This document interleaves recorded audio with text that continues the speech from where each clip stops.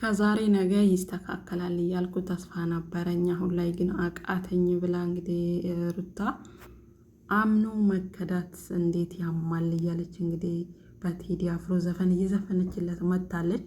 እውነት ለመናገር በጣም ያሳምማል፣ ከባድ ነው።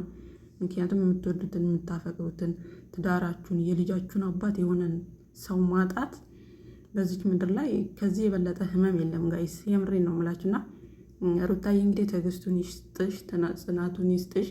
ፈተና ለበጎ ነው። ወርቅም በእሳት ተፈትኖ ነው ወርቅነቱ የሚያስታውቀውና አንቺም እንግዲህ ተፈትነሻል። ይሄ ፈተና ደግሞ ለመልካም ነው። ነገ ከዚህ የተሻለ ህይወት ፈጣሪ እንግዲህ ደስታሽን፣ ሳቅሽን መልሶልሽ ከልጅሽ አባት ጋር እንደምትመለሽ እንግዲህ በስተመጨረሻው ከሄርሜላ ጋር በሰሩት ቪዲዮ ላይ ተናግራለች።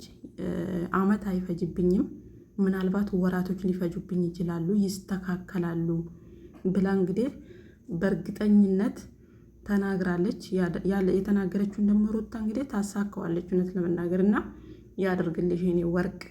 ምክንያቱም የለፋሽበት ብዙ ነገርሽን ያጣሽበት ህይወት ስለሆነ በፈለግሽው መንገድ ሂጂ፣ ብቻ ይሳካልሽ። የምሬ ነው የምላችሁና አይዞሽ ሩታ እናቴ።